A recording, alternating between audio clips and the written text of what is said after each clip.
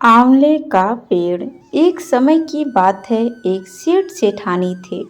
सेठानी बहुत नियम धर्म वाली थी। वह होली के दिनों में प्रतिदिन दशा माता गणपति, सूर्य नारायण, पतवारी माता और तुलसी माता की कहानी कहती थी। उनके घर में एक आंवले का पेड़ था। वह प्रतिदिन ब्राह्मण को एक आंवला दक्षिणा में देती थी और आराम से रहती थी। दोस्तों, वीडियो में आगे बढ़ने से पहले अगर आप इस चैनल पर नए हैं तो प्लीज़ इसे लाइक शेयर सब्सक्राइब जरूर करें और वीडियो पसंद नहीं आए तो डिसलाइक भी कर सकते हैं। इससे पहले वाले वीडियो को आप लोग अपना बहुत सारा प्यार दे रहे हैं। हमें उम्मीद है कि आप लोग इस वीडियो को भी अपना ढेर सारा प्यार देंगे। आइए चलते हैं वीडियो में आगे। उससे पहले कमेंट में श्री शिवाय नमस्तुभ्यम लिखना ना भूलें। एक दिन क्या हुआ कि पड़ोसन सेठानी जी की बहू को कहने लगी कि सेठानी जी प्रतिदिन का एक आंवला दे देती है, तुम्हारे भी तो बच्चे हैं। प्रतिदिन ना देकर और एक दिन छोड़कर एक दिन दे तो भी कोई बात नहीं। बहू ने सेठानी से कहा कि आप जो प्रतिदिन आंवला देते हो वो एक दिन छोड़कर एक दिन दे दो। सासू जी बोले कि हाँ बहू, तुम कहोगी वैसा करेंगे। सेठानी ने यह बात सेठ जी को बताई कि बहू एक दिन छोड़कर एक दिन आंवला देने को कह रही है।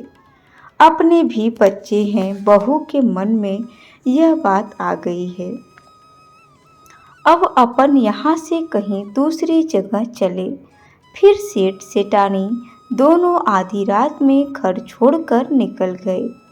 दोनों उजाड़ वन में चले गए। आगे एक छोटा सा मंदिर आया।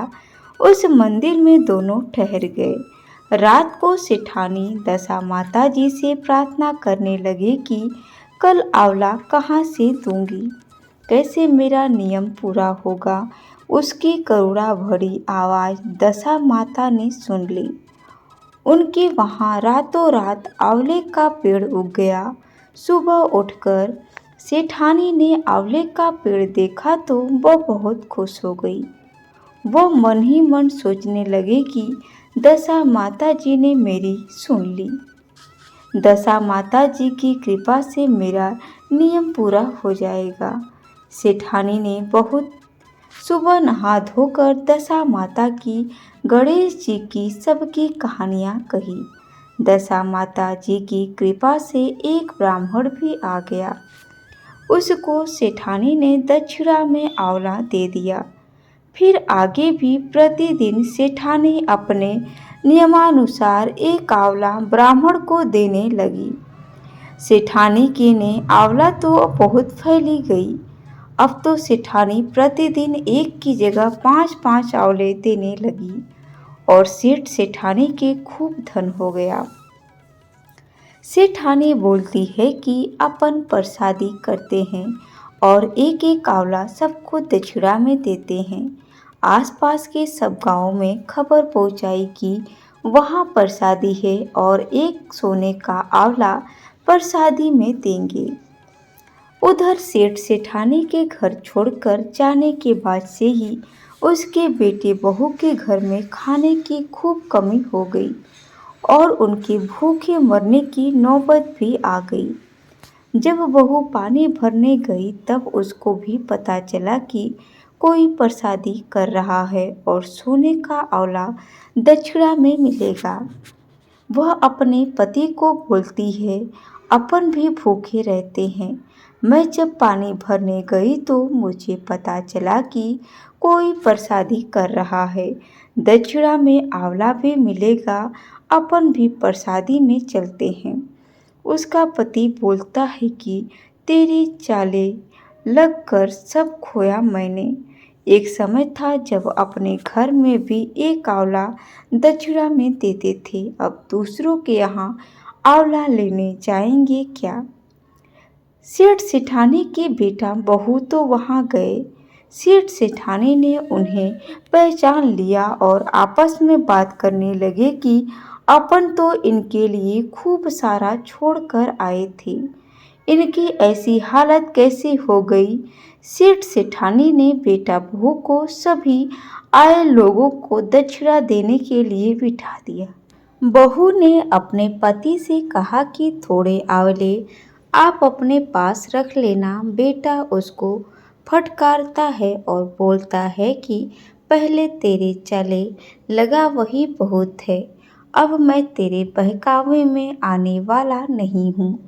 तू चुपचाप बैठ जा और सबको दक्षिणा दे। जब सभी आए हुए मेहमान भोजन कर चुके तो सेठ सेठानी बोले कि अब अपन चारों भी चीम लेते हैं। सेठानी ने चीम के पत्तों की चटनी भी बनाई होती है। सेठानी सबके पातल परोसती है और नीम के पत्तों की चटनी भी परोसती है और बोलती है कि हमारे नियम है कि हम पहले चटनी खाते हैं। बेटा बहू थोड़ी थोड़ी चटनी भी चाट रहे हैं थे।